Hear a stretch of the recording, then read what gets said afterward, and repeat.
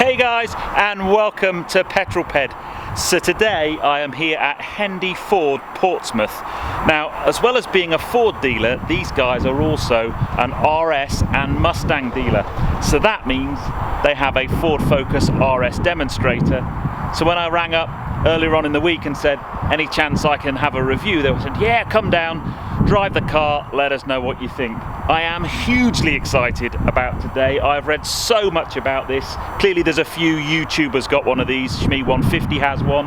My mate Justin, aka Fezzer, has one on his channel. And I've been really intrigued to get behind the wheel and see what they're like. So without further ado, let's take a look round the outside, and then basically we've got the car, we'll take it up the road and just see how good it is and sort of talk through some of the features and what it's like to drive. Let's go.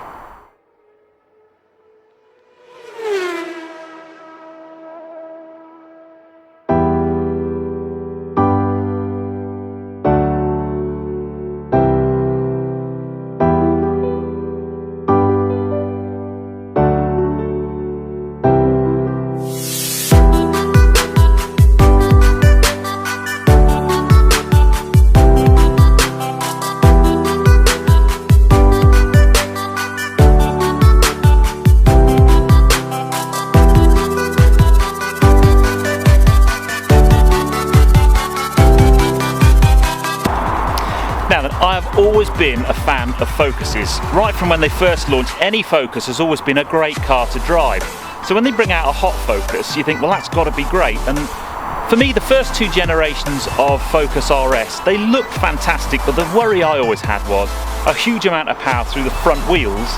And I know they did some really clever things with differentials and so on, and you know, this Quaife limited slip diffs and knuckle joint to try and get, you know, reduced torque steer and manage that power through the front wheels. But that was always a challenge for me. The great thing about the third generation of Focus RS is that not only does the power come through the front wheels, it comes through the back wheels as well. So four-wheel drive, quite a clever four-wheel drive system. You've basically got the ability to send as much as 70% of the power to the rear of the car, which is going to be fun. There's obviously this well talked about drift mode. But also, just in terms of the way this has been done, so basically this car, Ford have taken basically the chassis that's shared with some of the four-wheel drive Volvo models actually, and done some extra stiffening to give it four-wheel drive. So that's the thing I'm looking forward to most about driving this car, is seeing just what that four-wheel drive system's like. You know me and four-wheel drive with Quattro and Audi, so I'm really looking forward to that. Because the other thing this car has, as well as four-wheel drive, is it's upped in power. So this is now kicking out 345 bhp, which should be a lot of fun.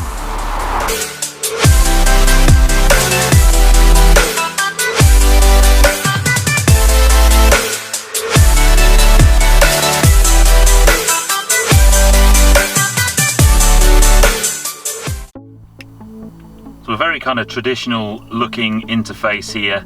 So if we just have a start stop, it's keyless entry this car, so if we just start the car, so we're now car started. So we've got this main screen here. So this car's got the Sync 3 system, and it's also got the optional navigation, which when we look at the kind of specs and so on, that's a really good option to go for. I think it's only about 470 odd quid extra, but you get the navigation and the upgraded stereo, which is well worth doing. It's a fairly simple, typical Ford interior really. It's you know, Focus interior. It's got some extra touches.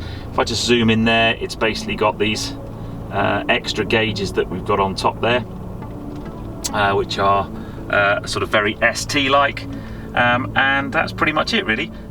So one of the features that's obviously kind of written about a lot is this drive mode capability in the Focus RS. So I've got a button here by the gear sticks. If I click that, we can basically go through the different drive modes.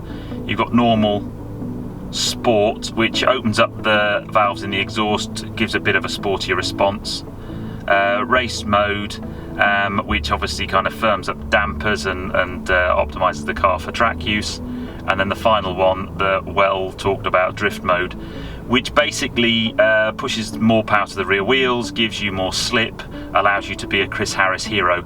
Probably won't be doing that today, to be fair. I think we'll be driving mostly in normal and sport mode. Okay, so here we are guys, out on the road in a Ford Focus RS, and it's pretty cool. My first impressions are, it's a very nice place to be. So this car doesn't have the optional shell bucket seats, the Recaros, which I would probably opt for just because they look really, really cool. That said, these seats they're still Recaros. They've got really nice, they're pretty gary, aren't they really? But they're very, very supportive and very comfortable. So, you know, the shell seats are over £1,000 extra. So, you know, if you didn't want to spec those and stuck with the standard seats, I think you'd still be happy with them. So we've got the car for about an hour, hour and a half. Very, very kind of the guys at Hendy Ford to let me have the car on my own, because normally it's an accompanied drive for RS models, so that's fantastic, so thank you for that. So I'm going to go on a couple of roads I know, put it through its paces, try out a few of the modes. This car is brand new. It has 161 miles on the clock. I think I'm only the second person to do a test drive in it, so that's pretty cool. I'm in normal mode. I just want to start in that just to see how it feels, and then I'm obviously going to stick it in sport mode because, well, you know, I've only got the car an hour, so I want to give it a bit of Yahoo, and we'll see. So let's just have a quick chat about the spec of this car, because I was playing with the configurator on Ford's website this morning and spec'd one up for myself. So these cars start at just under 31,000 quid. But this car has most of the options I would want inside it. It's got the sat-nav upgrade. It doesn't have the upgraded wheels, which are an extra 1,000 quid. This is the nitrous blue paint, which is an option. I think it's about 700 quid. And I would actually probably go, let's do like a really nice pearlescent white colour. I'd probably have that, which is a bit cheaper. And this car's got a sunroof as well, which I'd have. So all in all, yes, I'd have the different seats, the different wheels, and a slightly different exterior colour, but all the other things, it's also got the kind of performance pack, I think it's called, which has the blacked out windows and lots of nice gadgets, which you kind of want that. So by the time I spec'd a car up to what I would want this morning, I was actually looking about 35,000 quid, which I know is a lot of money, but I have a feeling that for what's under the bonnet, that's a bargain. Already this car feels very, very punchy and up for it. The note of that engine, and I'm in normal drive mode, is very, very intoxicating, I have to say. So I'm now off the motorway. I'm onto some B roads in a moment where I can start to have a little bit of fun. So we're up to temperature now. Let me reach down and select sport mode. So we're in sport mode now. This should make it a whole lot more fun. So if I just drop down a gear.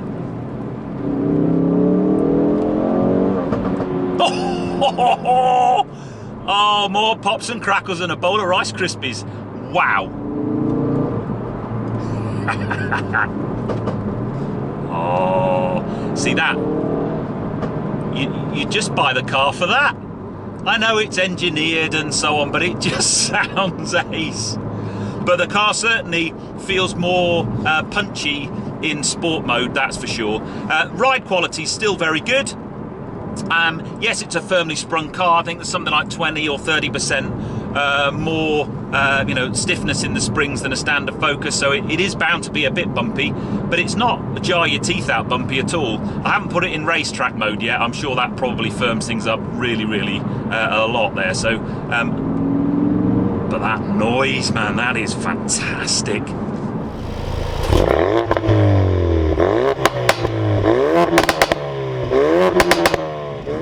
Here we go. Oh, that's more like... Oh, dear me. That engine noise is... So the road is very, very greasy today, which is good, because I want to kind of put it through its paces. It's this four-wheel drive traction really does pull very nicely indeed.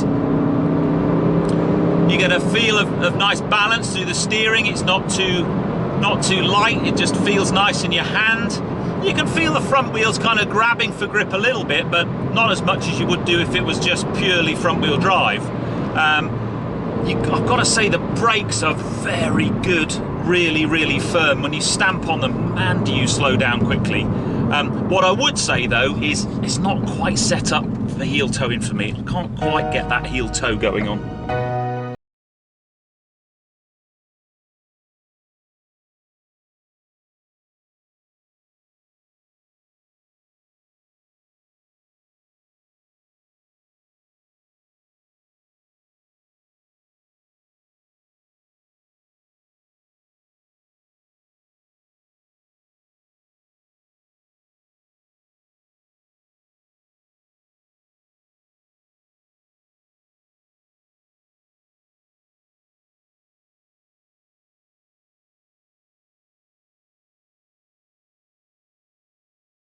Not to stick it in race mode, so I go down to my selector, it does say track only, but well, I'm not going to be doing too much. So,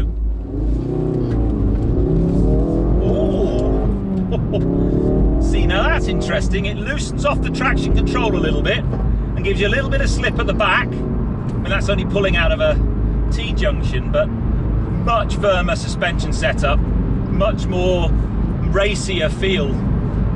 I'm not so sure you could live with this on the public road. You can see I'm bouncing up and down. Whoa. I like the traction control settings. What I don't like is the firmness of the suspension. You couldn't live with that on the public road. That's just way too firm. So let's just stick that back in sport mode, and that's much better.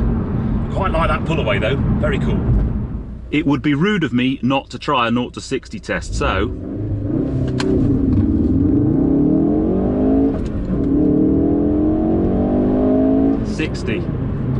Hey, I tell you what, that picked up really nicely. It's quite nice doing a 0 to 60 test in a manual car, because at least you feel like you kind of contributed to the whole process by getting the bite point on the clutch right. Yeah, that was pretty quick. No idea what the time was, but it felt quick. It dug down a little bit to start with, but then as soon as it kind of got up, there's quite a lot of low down torque in this engine, which I like. You know, you don't sometimes expect that from a turbocharged engine, but it was quite pokey from low down. That was good fun. No wheel spin at all, and I was pretty brutal on that one, and the road surface is really, really slippy today. Very, very cool.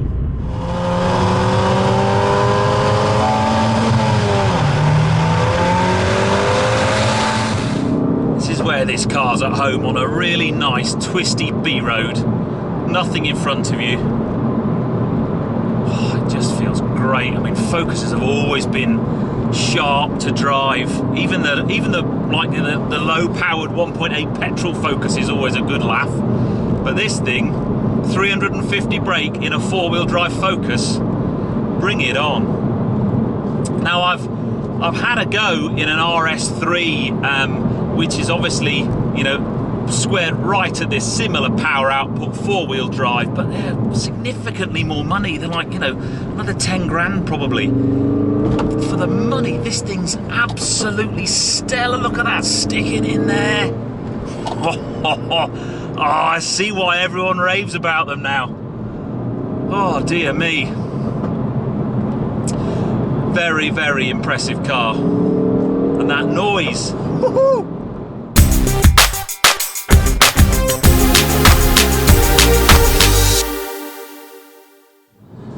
The other thing worth noting, and if you watch me, you've probably seen he's just done this to his RS, but Mountune have two upgrade packages for this car. So the first one takes the BHP up from 350 to I think 370 or 375. And I was talking to the guys in the back at Hendy Portsmouth, because they are a Mountune dealer as well, so they'll do the upgrade for you. And it's only 1,100 quid, which I just think is a fantastic deal. And then they've obviously got the upgrade on top of that. But the best thing about those Mountune upgrades is it's fully warranted by Ford. So not only do you get more power out of your car, but you don't knacker up your warranty. And that's always my worry with, I'd love to do some stuff on my Mini, but I'm always worried about what my warranty will do, you know, and you probably wouldn't find out until your car broke and you went in to fix it and they said, oh no, Mr. Greaves, you've got a decat exhaust on there, warranty's invalid, there's a bill for 3,000 quid. But with Mountune, you don't have to worry about that, and I think that's very cool. And that almost tempts me to buy one of these, because you'd basically buy it and do those upgrades.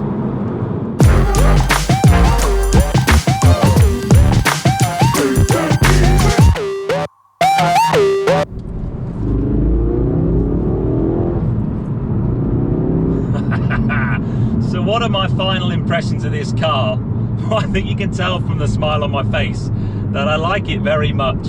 I knew it would be a great car to drive, but I was a bit worried I wouldn't like the interior. You know, Fords aren't known for their plush interiors, but this one I like a lot. These seats are really nice, actually, very comfortable, loads of support, and the tech and the surroundings of this car make it feel very special. But that's not what this car's about. This car is about driving, and it is the most visceral and exciting car I've driven for a while in this price bracket. I mean, for 30 to 35,000 quid, this is mega value for money. 350 brake, it's usable as well because it goes through four wheels. You can really drive it. What I love about it though, when you put it into the race mode, and I've only put it in drift mode a couple of times, just to kind of feel if I can tell any difference. You really need to be on a track for those two modes. But I get the feeling that it's playful. I think you can start to lose the back end a little bit and not freak out too much. And I like that a lot. So huge. It's a really visceral car. The noises from the engine, the pops and bangs on overrun, the weighted, the steering's lovely, the brakes are brilliant. So as you can tell, I've got quite a lot of good things to say about it. What I really want to do now is compare this with its rivals. So what I'm going to try and do, I've already tried to start getting access to an RS3, but they seem quite difficult to get hold of from a demonstrator point of view, but I will keep trying. And I want to take a delve into Mercedes as well. I've only driven a Mercedes once. I want to have a go at the AMG A45, just to start to see. Now those two cars are 10 grand more than this one, so they're going to have to be really good. But yeah, I like this car a lot. The only shame is I only had it for a couple of hours. I could quite happily drive this car around all day. I can imagine you doing long journeys on it. I can imagine it's awesome on a track day. So yeah, I like it a lot. So let's head back to Hendy Portsmouth and sadly give the keys back. But what I could do is just and then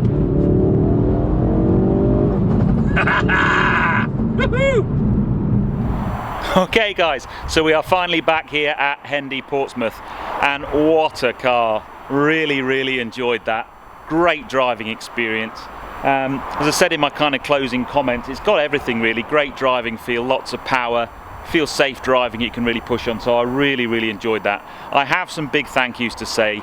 I need to thank Todd and the guys here at Hendy Portsmouth for letting me drive the car. When I contacted them earlier this week, they were so cool about it. Yep, come down, we'll let you film in the car. So massive thanks. And I have been talking to them. They've also got a Mustang in there, so it may well be that I'll try and get a Mustang on Petrol very soon. Yeah. So anyway, I hope you've enjoyed the video. If you have done so, give me a thumbs up. Comments below are always welcome, and if you haven't done so already, please subscribe to Petrol for plenty more content to come. Anyway, you take care guys. Drive safe.